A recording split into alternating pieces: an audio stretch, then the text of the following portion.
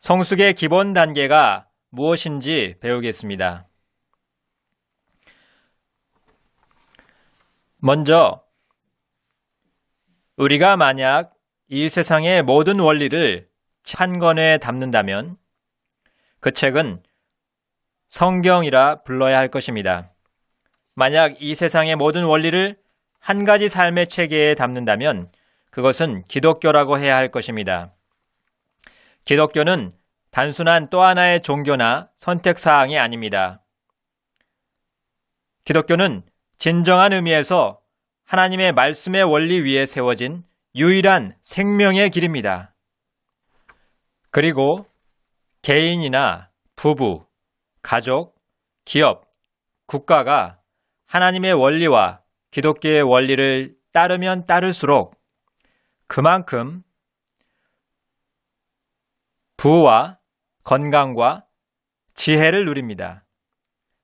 그러나 하나님의 원리를 따르지 않으면 않을수록 그에 상응하는 갈등을 겪게 됩니다. 하나님은 자신의 백성에게 너희가 나의 원리를 따르면 나는 너희를 다른 어떤 나라보다 건강하게 하겠다.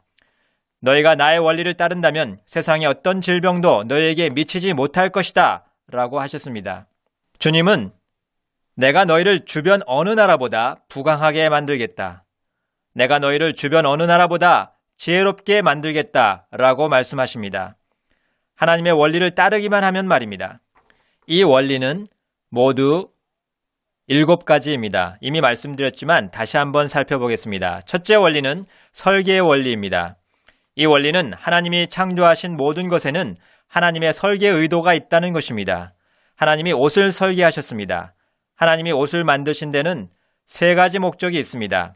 성경에 의하면 그 목적은 첫째, 단정함이고 둘째, 보호입니다. 셋째는 상징입니다. 남자는 남자답게, 여자는 여자답게 보여야 합니다. 하나님은 이 3가지 목적으로 옷을 설계하셨습니다. 하나님의 설계에는 남자를 위한 목적이 있고 여자를 위한 목적이 있고 우리 한 사람 한 사람을 위한 목적이 있습니다. 하나님이 돈을 만드셨습니다. 돈에도 하나님의 설계 의도가 있습니다. 하나님이 의도하지 않으신 목적을 위해 돈을 쓰면 문제가 생깁니다. 하나님은 절대로 미래의 안전을 위해서 돈을 만들지 않으셨습니다. 그래서 우리가 돈을 의지해서 미래의 안전을 꾀하면 재정의 갈등이 생깁니다. 그것이 돈의 설계 목적이 아니기 때문입니다. 돈의 목적은 따로 있습니다. 다음은 권위의 원리입니다.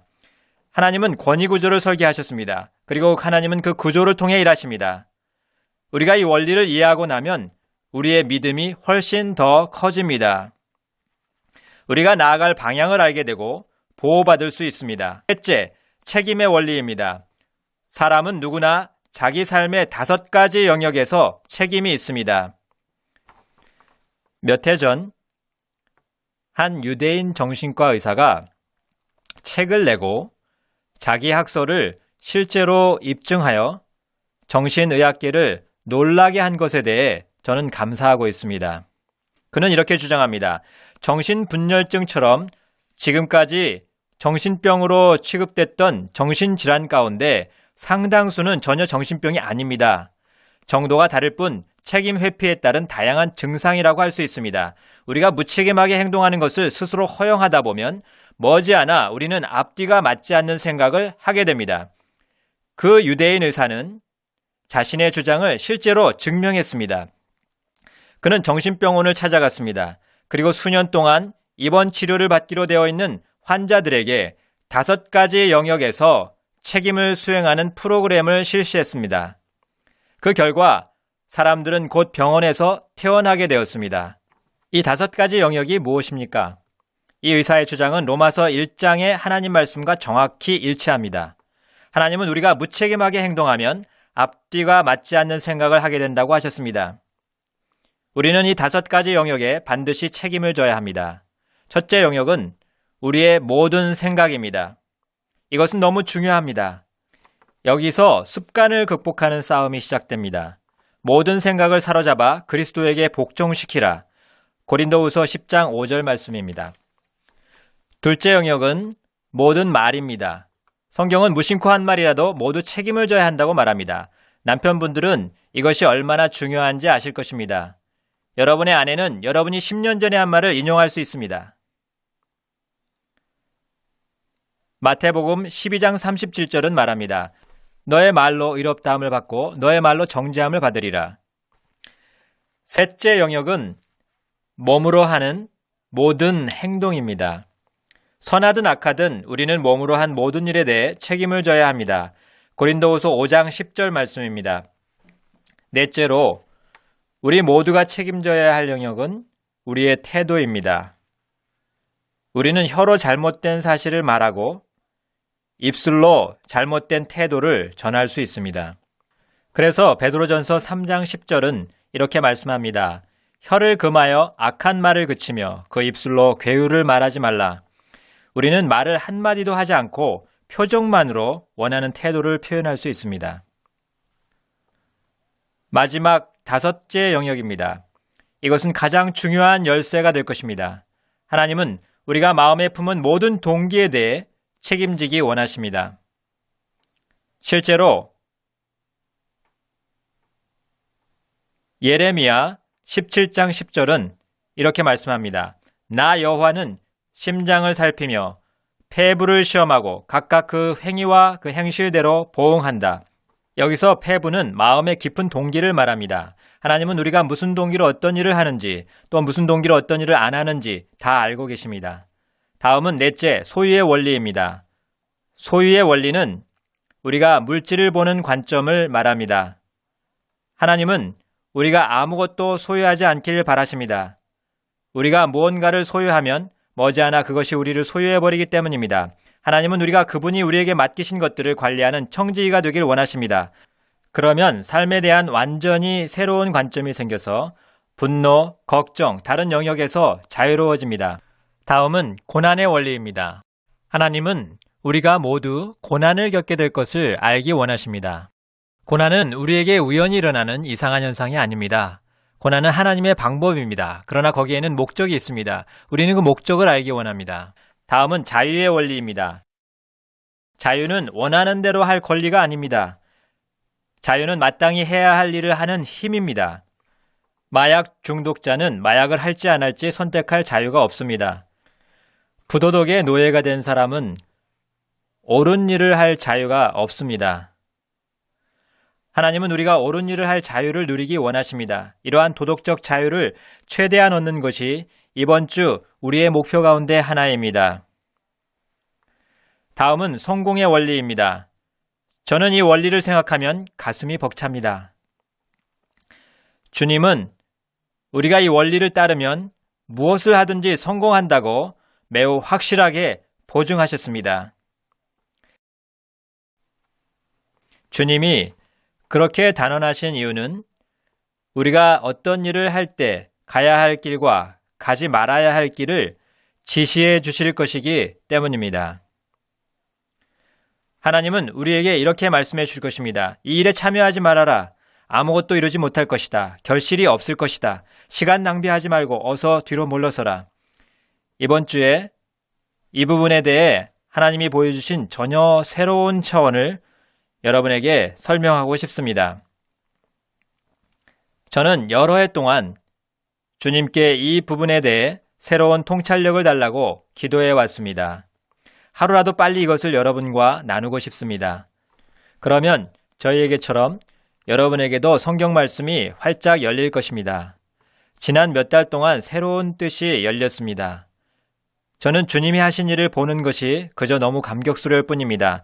이번 주 후반에 그 내용을 이야기하겠습니다. 두 번째 단계입니다. 우리가 이런 원리들 가운데 하나라도 위반하면 곧바로 갈등이 생깁니다. 이러한 갈등은 우리의 삶을 책망하는 방법입니다. 갈등은 하나님이 우리를 하나님의 길로 돌아오게 하시려고 쓰시는 방법입니다. 하나님은 저와 여러분에게 아무 이유 없이 함부로 문제를 주시지 않습니다. 따지고 보면 하나님은 우리가 겪는 일 자체보다는 우리가 그 일에 어떻게 반응하는지에 더 관심이 있으십니다. 왜냐하면 하나님은 우리가 이 기본 원리로 돌아가길 바라시기 때문입니다. 그래서 하나님은 타격을 주십니다. 갈등을 주십니다. 어려움을 주십니다. 먼저 우리 자신을 보는 태도에 문제가 생깁니다. 열등감은 사실 하나님이 우리로 하여금 우리를 창조하신 하나님의 설계 의도를 깨닫게 하시는 하나님의 방법입니다. 다음은 하나님을 보는 태도에 문제가 생깁니다. 하나님이 이해되지 않거나 내가 하나님께 속했는지가 불확실하거나 내가 바라는 대로 하나님이 응답하시는 것 같지가 않습니다. 이러한 문제를 통해 하나님은 말씀하십니다. 나의 원리로 돌아와서 그것과 어떤 관계가 있는지 보아라.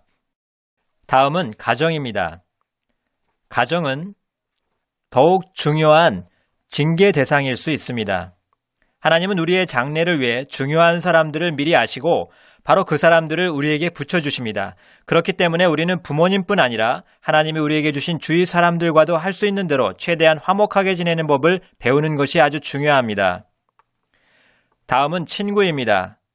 올바른 친구 관계 맺는 법을 아는 것입니다. 그리고 잘못된 친구 관계를 분별하여 성경적으로 대처하는 법을 아는 것입니다. 다음은 미래와 갈등이 생깁니다. 삶에 목적이 없거나 좌절하거나 권태에 빠지는 것입니다. 다음은 이성교제, 도덕생활, 결혼생활에서 갈등이 생깁니다. 또한 재정과의 갈등, 건강과의 갈등, 정부와의 갈등이 있을 수 있습니다. 이렇듯 많은 영역에서 하나님은 우리 삶에 갈등을 주십니다. 그러나 그 목적은 우리를 낙담하게 하시려는 것이 아닙니다. 우리를 패배하게 하시려는 것도 아닙니다. 하나님의 목적은 너희가 나의 원리를 어겼기 때문에 여기에 문제가 생긴 것이다 라고 알려주시려는 것입니다. 우리의 문제와 하나님의 원리가 어떤 관계가 있는지 연결시키는 것이 이번 주 우리의 목표입니다. 두 번째 단계를 알고 나면 세 번째 단계로 넘어갈 수 있습니다. 책임 있게 행동하는 단계입니다. 하나님은 성경에서 매우 정확한 교정 단계를 주셨습니다. 하나님은 우리가 단지 문제를 아는 것에서 그치지 않고 확실한 단계를 따라 문제를 해결하기 원하십니다. 그것은 두 가지를 의미합니다. 이번 주 우리의 목표는 단계별 행동 지침을 정확하게 전달하는 것입니다. 어떤 분들은 여기서 3단계, 저기서 5단계, 또 여기서 4단계 이런 식으로 말하는 것이 쉬워 보입니다 라고 말씀하실 것입니다. 그러나 이 원리들은 하나님의 말씀에 분명히 있습니다. 제가 여러분에게 권합니다. 성경에 있는 행동 지침을 따르려면 첫째, 듣는 모든 것을 먼저 성경에서 확인해 보십시오. 그러나 일단 성경에서 확인하신 다음에는 빛의 행동 지침을 따르십시오. 그러면 하나님이 빛을 더 주실 것입니다. 주의 말씀은 내 발의 등이라고 했습니다. 옛날에 들고 다니던 등은 한 발 앞까지만 비추었습니다. 한 발을 내디뎌야만 다음 발 앞을 등이 비추게 됩니다. 우리는 흔히 끝까지 다 보여야 첫 발을 떼겠다고 생각하기 쉽습니다. 그러나 여러분은 한 걸음 한 걸음씩 이 행동 지침을 따라 끝까지 나아가시기 바랍니다. 그러면 하나님이 빛을 더욱 환하게 비춰주실 것입니다. 빛을 받아들일수록 더 많은 빛을 불러오게 되고 빛을 거부할수록 더 많은 어둠을 불러오게 됩니다. 이것 때문에 우리는 하나님의 원리를 중심으로 우리 삶을 바로 세우려는 것입니다. 설사 그 원리를 취한다 하더라도 하나님의 법을 지키려는 우리의 노력만으로는 결코 그리스도인이 되지 못합니다. 사실 우리의 힘으로는 하나님의 법을 지킬 수 없습니다. 오직 하나님이 주시는 은혜로만 가능합니다. 그래도 하나님은 우리 모두가 하나님의 원리를 깨닫기 원하십니다. 그 원리에 따라 단계별 행동을 취하면 기쁨이 생깁니다. 놀라운 즐거움이 있습니다. 일단 그렇게 하고 나면 그 단계별 행동이 왜 그렇게 효과가 있는지 설명하고 싶어집니다. 그때 우리는 성경 말씀을 가리키며 당신이 취한 단계별 행동을 뒷받침하는 말씀이 바로 이 구절입니다 라고 말합니다. 또 어떻게 기도해야 하는지 자세히 설명하고 싶어집니다. 기도해도 응답이 일반적인 이유는 기도를 일반적으로 하기 때문입니다. 하나님은 우리가 아주 구체적으로 아주 정확하게 기도하길 원하십니다. 그래서 이번 주 내내 저희는 다양한 영역에서 우리 각자가 따라할 수 있는 아주 구체적인 기도를 알려드리고자 합니다. 그러므로 한 사람도 빠짐없이 각 강의를 끝까지 남아서 들어주시면 대단히 감사하겠습니다. 그래야 우리는 정확한 기도를 배우고 정리할 수 있습니다. 이 기도를 통해 우리는 하나님이 바라시는 단계별 행동을 실천하고 하나님이 이번 주와 장래에 우리를 위해 예비하신 것들을 모두 이룰 수 있습니다. 많은 사람들이 왜 하나님의 말씀에서 별 유익을 얻지 못합니까? 하나님의 말씀에서 유익을 얻지 못하는 까닭은 교리나 기독교 교육에만 치중하라고 해왔기 때문입니다. 그러다가 문제에 부딪히면 원인은 모른 채 표면적 문제만 다루는 사람한테 가보라고 합니다. 그러나 하나님은 그렇게 말씀하지 않으십니다. 성경에 의하면 모든 성경은 하나님의 감동으로 된 것으로 4가지 면에서 유익하다라고 말씀하십니다. 2가지가 아닙니다. 성경은 교리와 책망과 바르게 함과 의로 교육하기에 유익하여 하나님의 사람을 온전하게 하고 모든 선한 일에 생활과 업무와 사역의 모든 부분에 철저하게 준비시킵니다. 보수적인 시각에서 본다면 지난 여러 해 동안 제가 상담했던 10대들 가운데 95% 정도는 오늘 다룰 이 원리에 대해 문제를 갖고 있다고 말할 수 있을 것입니다. 이 원리가 그토록 중요한 이유는 이 원리를 바르게 정리하지 못하면 우리는 주님을 진정으로 영접할 수 없고 주님을 제대로 평가할 수 없기 때문입니다. 더 나아가서 우리는 배우자를 사랑할 수 없게 됩니다. 주님을 온전히 신뢰하지 못하게 됩니다. 온갖 문제가 생기게 됩니다.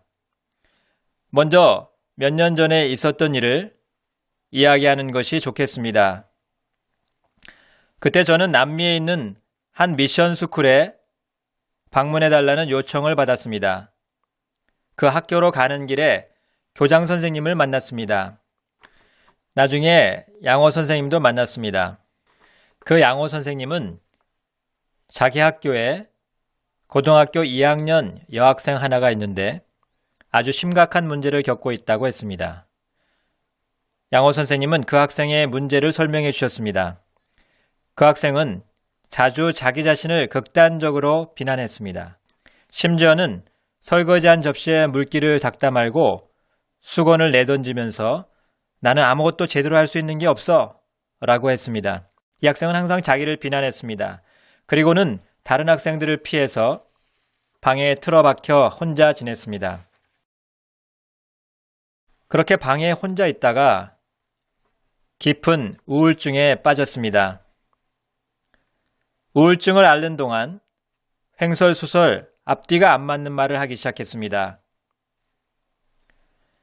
학교 교직원들은 회의를 했고 전문가의 치료를 받도록 그 학생을 미국에 돌려보내기로 결정했습니다.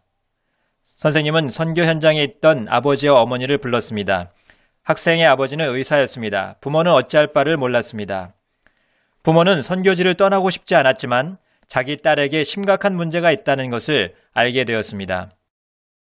그 주에 저는 분필 그림으로 이번 주에 여기서 다루는 내용을 강의할 기회가 있었습니다. 저는 이것을 저녁 채플 시간에 했는데 강의를 하면서 제가 보니까 그 여학생이 문 밖에 서 있었습니다. 들어오지는 않았지만 듣고 있었습니다. 목요일쯤 어떤 사람이 저를 찾아와서는 그 학생이 식당에 앉아 있는데 지금은 제정신인 것 같다고 말해 주었습니다. 저는 그 학생에게 가서 옆에 앉았습니다. 학생에게 나와 이야기 좀 할 수 있냐고 물었습니다. 학생은 좋다고 했습니다. 그래서 그날 오후에 학교 뒷산을 오르면서 학생과 이야기를 나누며 제가 하나님의 말씀에서 깨달은 것을 차례대로 말해 주었습니다. 학생은 자기의 문제가 무엇인지 알게 되었습니다. 저와 함께 뭐가 문제인지를 발견했습니다. 학생은 몇 가지 단계별 행동을 실천했습니다. 그리고 나서 얼마나 기뻤던지 산허리부터 깡충깡충 뛰어내려왔습니다. 그날 저녁에 학생의 아버지가 기쁨의 눈물을 흘리며 찾아왔습니다. 딸에게 무슨 말씀을 하셨는지 모르겠지만 그 아이가 그렇게 행복하고 자유로워하는 걸 본 적이 없습니다. 이 놀라운 일에 대해 하나님과 선생님께 감사드립니다.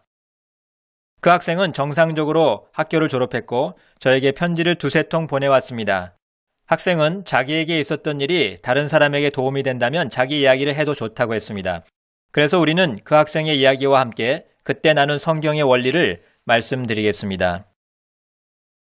만일 우리가 그 학생이 갖고 있던 문제, 그리고 오늘날 수많은 사람들이 갖고 있는 이 문제를 제대로 알고 극복하지 않으면 왜 우리가 서로를 믿지 못하는지, 왜 남편이 아내를 사랑하지 못하는지, 왜 아내가 남편을 사랑하지 못하는지 그 원인을 알 수 없을 것입니다. 원인은 하나입니다. 또 사치를 부리는 문제, 옷에 지나치게 관심을 쏟는 문제, 갖가지 증상의 문제를 이해할 수 없을 것입니다. 이런 것들은 이 원리를 어긴 사람들이 갖는 문제의 일부일 뿐이고 사실 겉으로 드러나는 문제만도 30-40개는 더 됩니다. 이 원리는 참 중요하고 기본적인 것입니다. 그래서 오늘은 먼저 문제의 근원을 찾고 그것을 해결하기 위한 단계별 행동을 실천해 보겠습니다. 그 학생과 대화를 시작하면서 저는 근본 문제를 알아내려고 몇 가지 질문을 던졌습니다. 먼저 부모님과는 어떻게 지내냐고 물었습니다. 쓴뿌리는 대개 여기서 드러납니다. 하나님을 사랑한다고 말하면서 자기 아버지를 미워하는 청소년이 있습니까?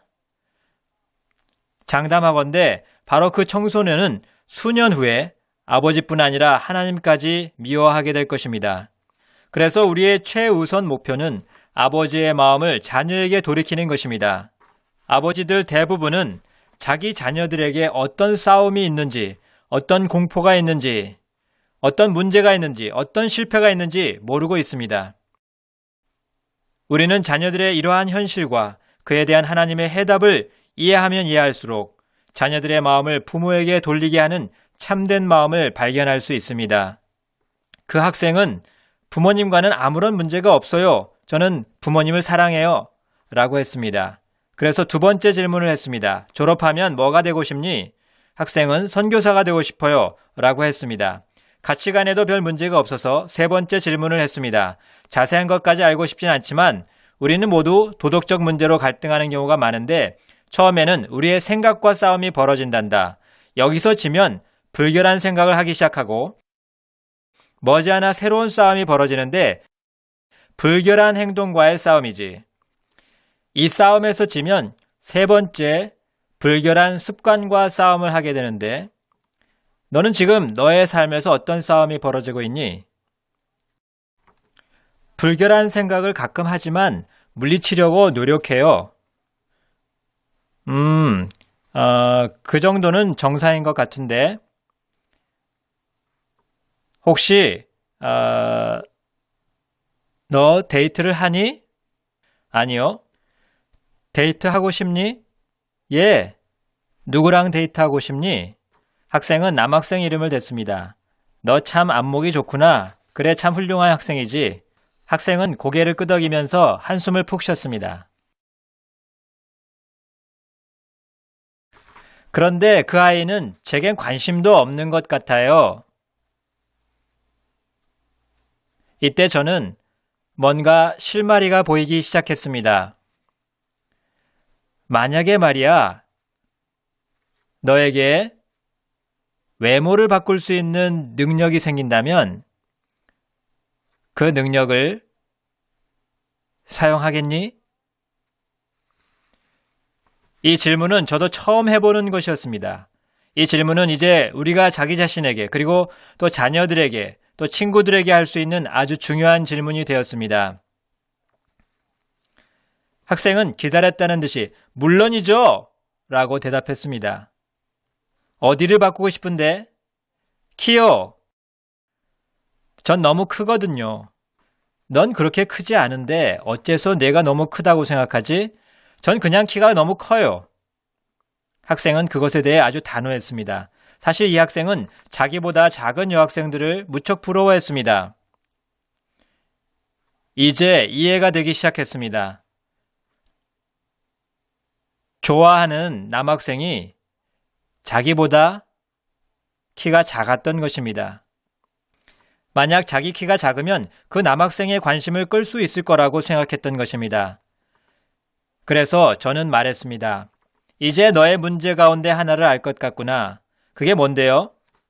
네가 하나님께 쓴 뿌리를 갖고 있는 것 같아. 전 하나님에 대해 쓴 뿌리가 없어요. 하나님에 대해 쓴 뿌리가 있다면 제가 왜 선교사가 되고 싶겠어요?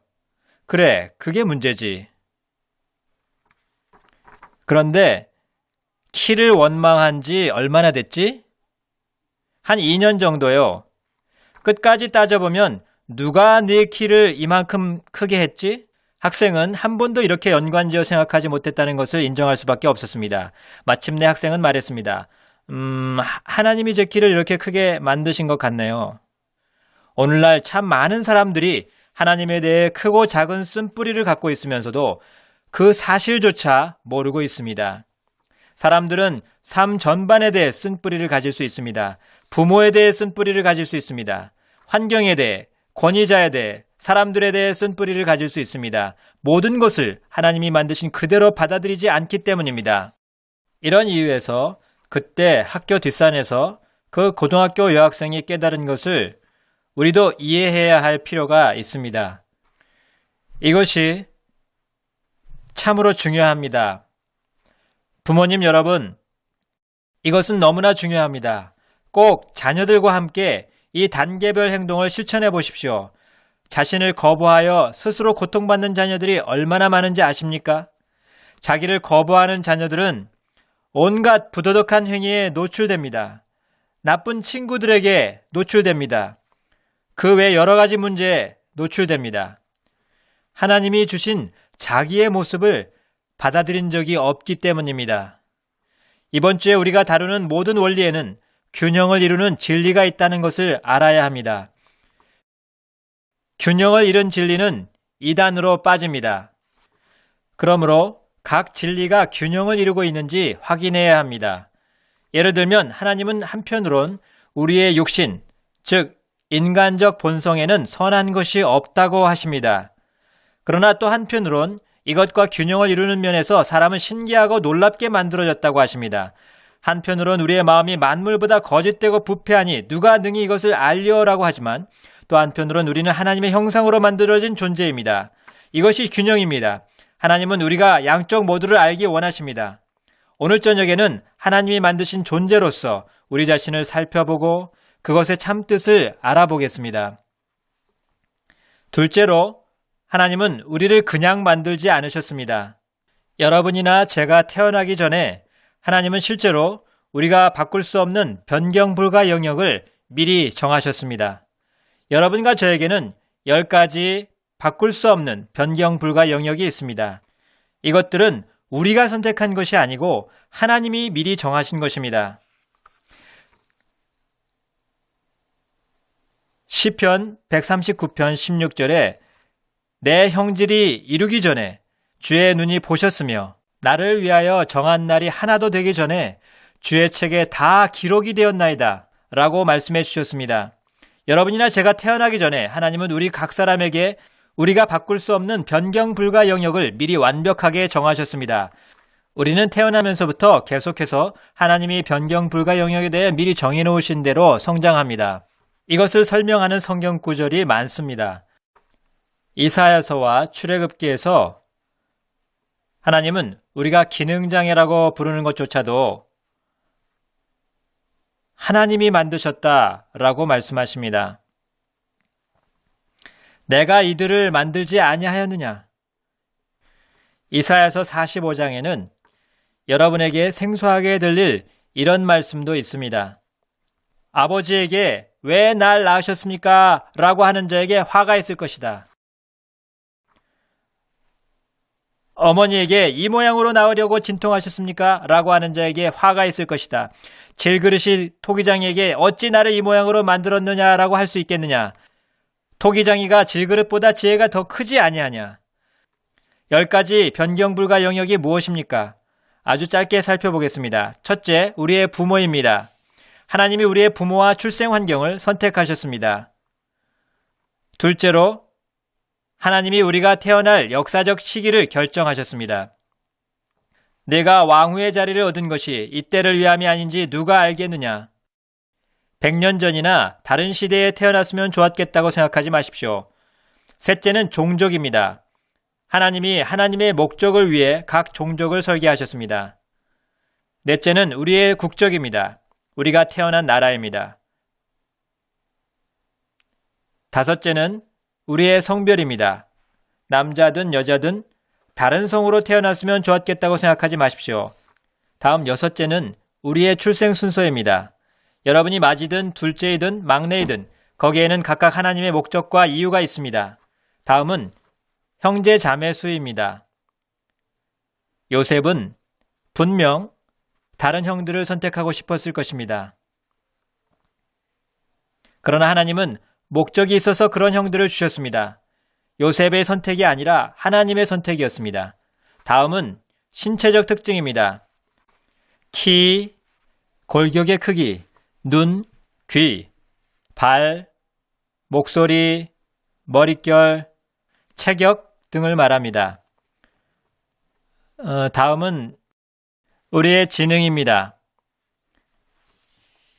우리는 내가 머리가 좀 더 좋았더라면 하고 생각합니다. 하나님은 내가 원하는 만큼의 역량과 잠재력을 주었다라고 하십니다. 마지막입니다. 이것은 아주 중요한 부분이기 때문에 우리 모두가 꼭 알아야 합니다. 바로 늙는 것과 죽는 것입니다. 이것은 우리 모두가 바꾸고 싶고 바꿀 수 있는 것으로 만들고 싶은 것이지만 변경 불가 영역입니다. 하나님은 한 번 죽는 것은 사람에게 정해진 것이라고 하셨습니다. 하나님이 목적과 이유가 있어서 이렇게 변경 불가 영역들을 우리의 삶에 주신 것을 이해하고 나면 우리는 그러한 삶 속에서 하나님과 협력할 수 있습니다. 그런데 10대들은 대부분 어떻게 결론을 내립니까? 하나님은 모든 사람을 창조하셨다. 하나님은 모든 사람을 사랑하신다. 그러므로 하나님은 우리를 만드셨고 우리를 사랑하신다. 이런 말을 들은 10대들은 이렇게 결론을 내립니다. 거울 속에 비친 이 모습이 하나님의 사랑과 창조의 본복이라고요? 그만하십시오. 하나님이 저에게 한 일을 한번 보세요. 이미 기회가 있었다고요. 그런데 하나님께 한 번 더 기회를 드리라고요? 내 삶을 하나님께 바치라고요? 안 돼요. 이번에는 아예 날 망쳐버릴 거예요. 날 목사나 선교사로 만들지도 몰라요. 평생을 독신으로 지내게 할지도 모른다고요. 생각만 해도 끔찍해요. 그러니까 차라리 내 핸디캡은 내가 직접 고치고 꾸미고 입혀서 최대한 괜찮게 만들어 볼 거예요. 그러나 하나님은 아니다.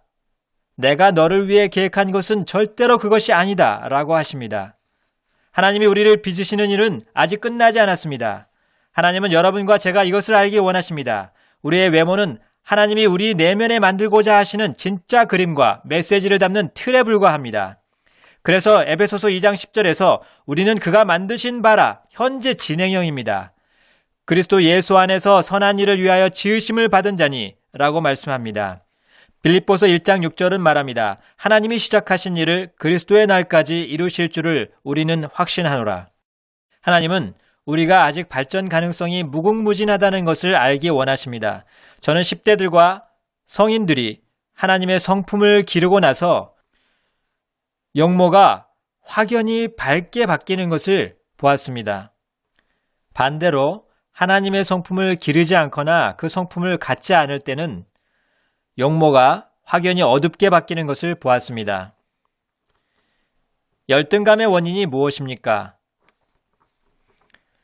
하나님은 이 한 가지를 하지 말라고 경고하십니다. 변경 불가 영역에서 우리 자신을 남과 비교하지 말라는 것입니다. 예를 들면 하나님은 우리의 외모를 다른 사람과 비교하지 말라고 명령하십니다. 우리는 우리보다 외모가 더 나은 사람을 항상 찾을 수 있기 때문입니다. 사실 정말 그렇습니다. 제가 기독교 고등학교에서 일할 기회가 있었을 때 가끔 학교에서 학생 리더들을 교무실에 불러서 이런저런 질문을 했습니다. 여러 질문 중에서 너는 너의 외모에 만족하고 있니? 라는 질문에 95% 이상이 저는 제 외모가 만족스럽지 않아요 라고 대답했습니다. 그 학생들은 총학생회장 임원이거나 미식축구 스타, 치어리더, 학생미인대회 우승자였습니다.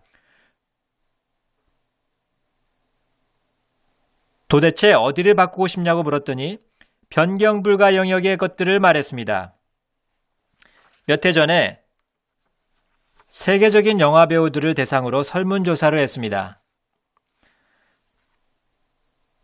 세상에서 내노라 하는 미남 미녀들이었습니다. 그런데 한 사람도 예외 없이 자기 외모에 만족하지 않는다며 실제로 바꾸기 힘든 것을 바꾸고 싶어 했습니다. 이렇게 말한 배우도 있었습니다. 전 목이 너무 길어요. 이건 정말 바꾸기 어렵죠? 다른 것도 마찬가지였습니다. 여러분, 내가 저 사람처럼만 생겼어도 어려움이 없을 텐데 라고 말하실 분이 계십니까?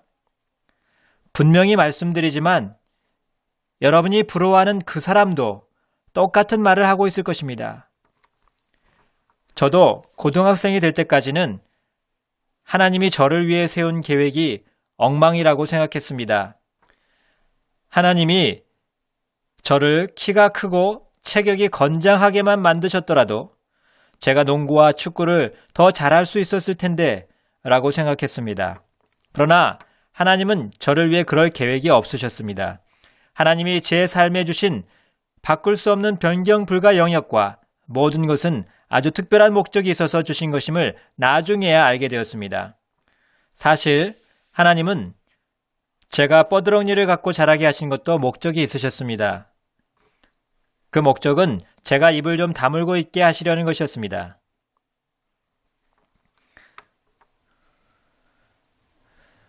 다른 사람들과 외모를 비교하지 마십시오. 소질 또한 그렇습니다. 비교하기 시작하면 나보다 똑똑하게 보이는 사람이 항상 있기 마련입니다. 셋째, 부모를 비교하지 마십시오.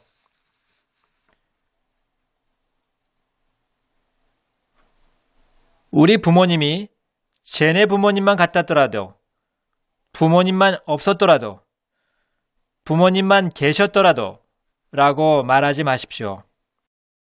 이 점에서 부모를 한 분 또는 두 분 다 일찍 여인분들에게 말씀드리고 싶습니다. 여러분이 입양되어 양부모 밑에서 자랐다면 거기에는 하나님의 지극히 특별한 목적이 있다는 것을 아시기 바랍니다. 제가 증명할 수 있습니다. 성경을 보십시오. 친부모 밑에서 자라지 못한 위대한 사람이 얼마나 많습니까? 모세를 보십시오. 부모와 떨어져 살았습니다. 사무엘을 보십시오.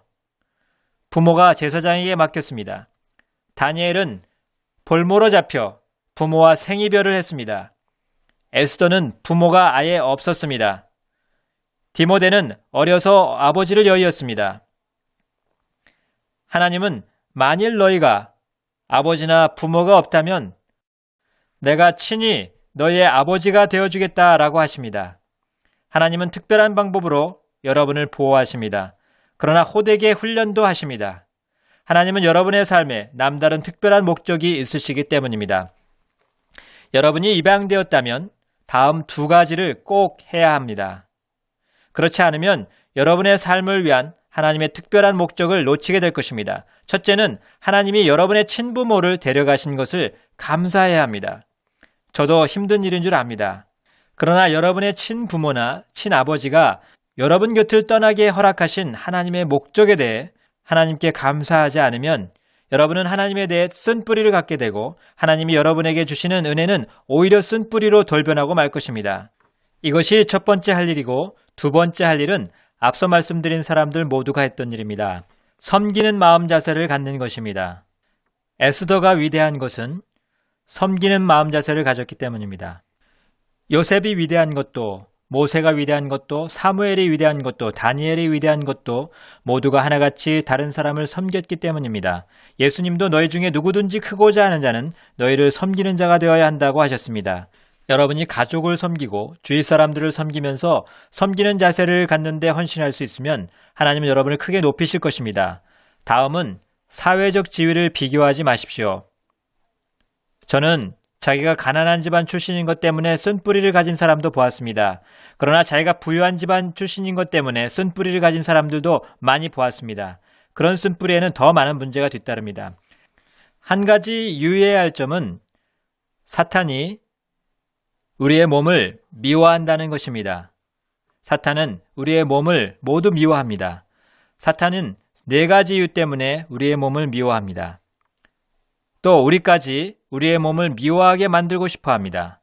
그러므로 사탄이 왜 우리의 몸을 미워하는지 꼭 알아야 합니다. 첫째, 우리 몸이 하나님의 형상을 닮았기 때문입니다.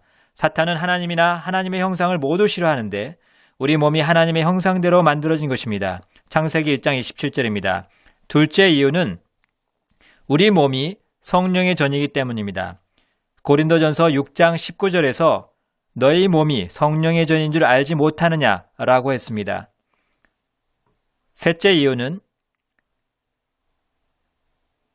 그리스도인이 되면 우리 몸이 그리스도의 몸의 한 부분이 되기 때문입니다. 우리는 그리스도의 몸의 지체입니다. 고린도전서 6장 15절 말씀입니다. 넷째 이유는 우리가 우리의 지체를 가지고 사탄을 대적하는 의의 무기를 만들 수 있기 때문입니다. 사탄은 그걸 압니다. 로마서 6장 13절입니다. 그러므로 우리는 외적 아름다움은 내적 행복과 상관이 없음을 알아야 합니다. 하나님은 속을 다루십니다. 사람은 겉모양을 보지만 하나님은 속마음을 보십니다. 많은 사람들이 이 다섯째 부분을 이해하는데 아주 큰 어려움을 느낍니다. 하나님이 여러분이나 저의 삶에서 내적 품성을 발전시킬 큰 가능성을 보시고 우리의 내적 품성을 키우기 위해서 우리의 외적 아름다움을 희생시켜야 한다고 판단하시면 하나님은 그렇게 하실 것입니다. 하나님이 우리의 외적 결함을 허락하시는 이유는 우리의 내적 품성이 자라기를 원하시기 때문입니다. 하나님은 바울에게 말씀하셨습니다. 바울아, 만일 내가 내 몸의 가시를 없애주면 너는 지나치게 교만해질 것이다. 내가 이 가시를 준 것은 너의 내적 힘과 내적 품성을 발전시킬 더 큰 은혜를 주려는 것이다. 몇 해 전 감사하게도 어떤 가정을 방문할 기회가 있었습니다. 23년 전 이 가정에 한 사내 아이가 태어났습니다. 아이가 태어날 때 의사는 부모에게 이 아이는 뇌를 상했기 때문에 절대로 말을 배우지 못할 거라고 했습니다. 그리고 이 아이를 특수기관에 맡기라고 부모에게 권했습니다. 그러나 부모는 아닙니다. 이 아이는 하나님의 선물입니다. 그리고 행복은 외적 아름다움이나 지능에 있지 않습니다. 행복은 마음의 내적 품성에 달려 있습니다. 우리는 이 아이를 우리 가정의 중심으로 만들겠습니다. 라고 했습니다. 이 가정을 방문했을 때 인상 깊었던 것은 그 아이의 동생들 모습 때문이었습니다. 동생들은 아주 성숙하고 친절하고 사랑이 넘쳤습니다. 실제로 이 가정에는 경건한 마음이 있었습니다. 동생들은 각자 말 못하는 큰형을 어떻게 대하고 어떻게 이해하고 어떻게 인내할지 배워야 했기 때문입니다. 동생들이 큰형에게 배우는 동안 하나님은 그들 속에 품성을 키우고 계셨습니다. 행복한 소년을 말한다면 이 23살짜리 청년은 여전히 말을 못하지만 제가 만난 가장 행복한 젊은이였습니다. 그는 예수님을 사랑했습니다. 지적 나이가 너무 어려서 자기를 남과 비교할 수 없었는데 그것이 그가 바로 행복한 이유였습니다. 그는 우리 대부분이 범하는 실수를 하지 않고 있었습니다. 외적 아름다움이 내적 행복을 결정하지 않습니다. 그래서 미스 아메리카, 미스터 아메리카라는 생각은 모두 잘못된 개념입니다. 하나님은 외모에 대한 이상형을 갖고 계시지 않기 때문에 하나님은 너희가 이런 외모에 가까울수록 그만큼 더 완벽한 사람, 더 행복한 사람이 된다라고 말씀하시지 않습니다. 여섯째, 하나님은 누구에게나 해당되는 내적 이상형을 갖고 계십니다. 하나님은 우리 모두가 이 내적 이상형을 목표하여 나아가기를 원하십니다. 이 내적 이상형에 가까이 갈수록 그만큼 우리는 더 행복해질 것입니다. 마태복음 5장 3절부터 12절에서 이것을 가르칩니다. 여기서 하나님은 됨됨이와 태도에 대해 말씀하십니다. 이 둘을 합쳐서 최고의 복, 팔복이라고 합니다. 이것이 행복의 기반입니다. 예수님은 심령이 가난한 자, 곧 겸손한 자가 남의 부러움을 살 정도로 행복하다라고 하셨습니다. 심령이 가난한 자는 영적 거지를 뜻합니다. 여러분은 어떤지 모르지만 하나님은 매일 이렇게 고백할 수밖에 없는 자리로 저를 이끄십니다. 주님, 저는 오늘 하루를 살아갈 능력이 없습니다. 제게 힘을 주시겠습니까? 오늘 하루를 위해 필요한 것을 주시겠습니까? 하나님은 우리 모두가 이런 자세를 갖길 바라십니다. 하나님은 우리가 오늘 일용할 양식을 주옵소서라고 기도하기 원하십니다. 우리는 한 달치 쓸 돈을 주세요. 또는 앞으로 필요할지 모르는 것도 주세요 라고 기도하기 원합니다. 그러나 하나님은 내가 너희에게 줄 것, 나만이 너희에게 줄 수 있는 것을 위해 날마다 나를 의지하는 법을 배우라 라고 말씀하십니다. 애통하는 자가 행복합니다. 내가 하나님의 마음을 아프게 해드린 일에 대해 하나님께 내 마음을 찢으시라고 내드리면서 죄를 슬퍼하는 사람입니다. 이렇게 할 때 우리의 삶의 참 목적과 방향이 주어지기 때문입니다. 온유한 자, 소유권을 주장하지 않고 자신의 권리를 하나님께 드리는 사람이 행복합니다. 이런 사람은 분노를 이길 수 있기 때문입니다. 다음은 의에 줄이고 목마른 자가 행복합니다. 저는 역대하 26장 5절 말씀을 좋아합니다. 그가 여호와를 찾는 동안에는 하나님이 형통하게 하셨더라. 이것은 우리 모두에게 참된 사실입니다. 우리가 하나님을 찾고 있으면 하나님은 그것을 아시고 우리가 하나님을 찾는 동안 우리를 형통하게 하십니다. 여러분은 오늘 저녁 여기에 오신 수고를 통해 주님을 찾고 있습니다. 하나님은 여러분이 하나님을 찾고 있는 한 여러분을 형통하게 하신다고 약속하셨습니다. 여러분이 상상하지도 못할 방법으로 여러분을 형통하게 하실 것입니다. 다음은 긍휼히 여기는 자, 자기에게 상처를 준 사람들을 용서하는 사람이 행복합니다. 이런 사람은 쓴뿌리를 이길 수 있기 때문입니다. 우리가 다른 사람을 용서한 것 같이 하나님도 우리를 용서하실 수 있습니다. 마음이 청결한 자, 동기가 바른 사람, 즉 마음이 말씀으로 깨끗해지고 불로 정결하게 된 사람이 행복합니다. 이런 사람은 하나님이 보시는 대로 볼 수 있습니다. 마음이 청결한 자가 복이 있나니 그들이 하나님을 볼 것이며 화평케 하는 자가 복이 있습니다. 우리가 앞에 태도들을 가지면 사람들을 그리스도께로 인도하여 구원을 얻도록 도울 수 있습니다.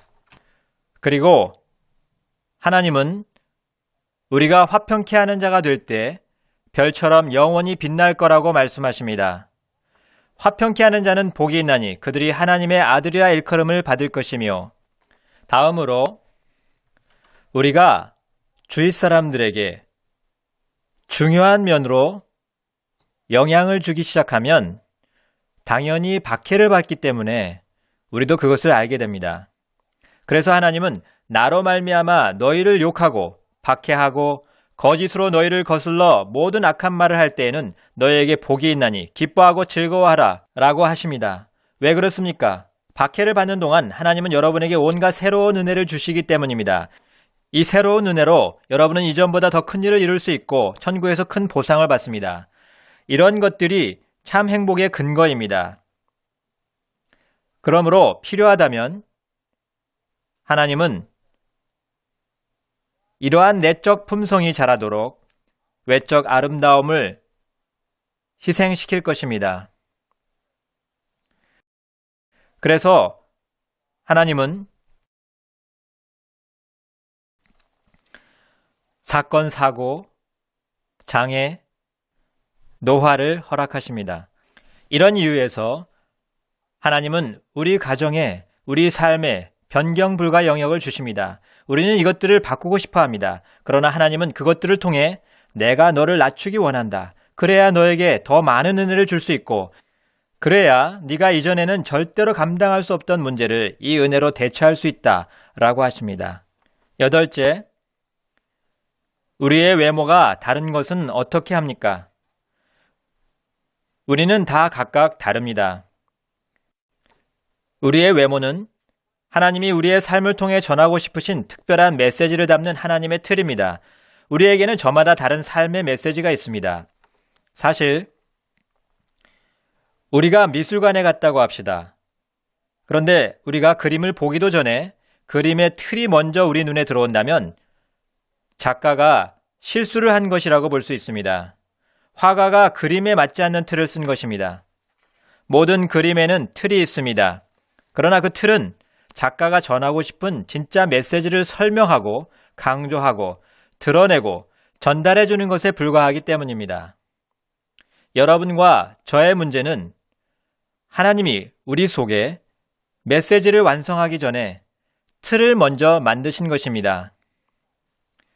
그러므로 우리는 믿음으로 내적 메시지를 다듬어야 합니다. 그러면 우리는 하나님이 왜 우리의 외모를 이렇게 만들었는지 이해하게 됩니다.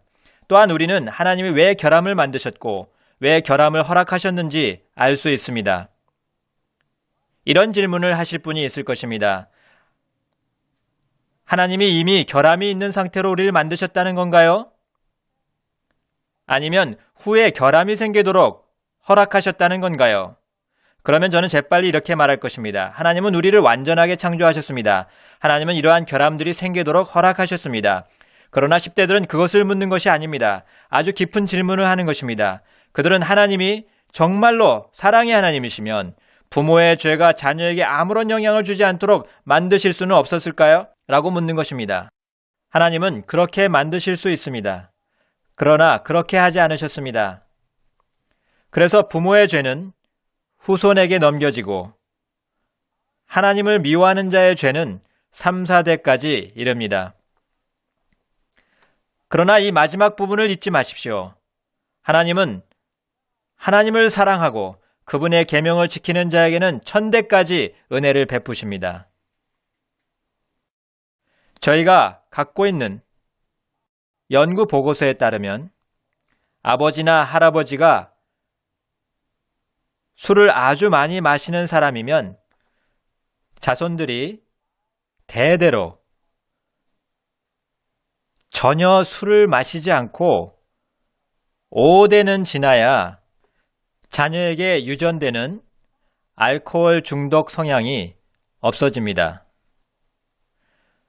만일 부모가 마약을 하면 자녀는 기형아로 태어날 수 있습니다.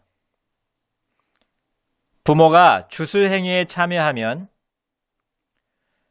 자녀는 정신착란과 같은 의식장애를 대물림 받게 됩니다. 나중에 더 이야기하겠습니다. 그래서 저는 여러분 모두에게 성경 말씀대로 하라고 거듭 당부하는 것입니다. 조상들의 죄를 인정하십시오. 조상의 죄가 온갖 영역에 미치는 무서운 파괴력으로부터 벗어나게 해달라고 하나님께 간구하십시오. 그러나 부모나 조상의 여러 가지 약점으로부터 여러분을 지키기 위해서는 여러분의 삶에 특별한 훈련과 특별한 제한이 필요하다는 것을 깨달으십시오. 그렇다면 이러한 결함이 생기고 조상의 약점이 유전되는 것을 허락하시는 하나님의 목적은 무엇입니까? 하나님은 왜 그것을 허락하십니까? 우리가 다 내 재능으로, 내 힘으로, 내 지혜로 살지 않고 하나님의 능력으로, 하나님의 은혜로 살기 원하시기 때문입니다. 그래서 하나님은 바울에게 내 능력은 네가 약한 데서 완전하게 된다라고 말씀하셨고, 바울은 그러므로 그리스도의 능력이 내게 머무르게 하기 위하여 나는 더욱더 기쁜 마음으로 내 약한 것들을 자랑하겠다라고 말했습니다.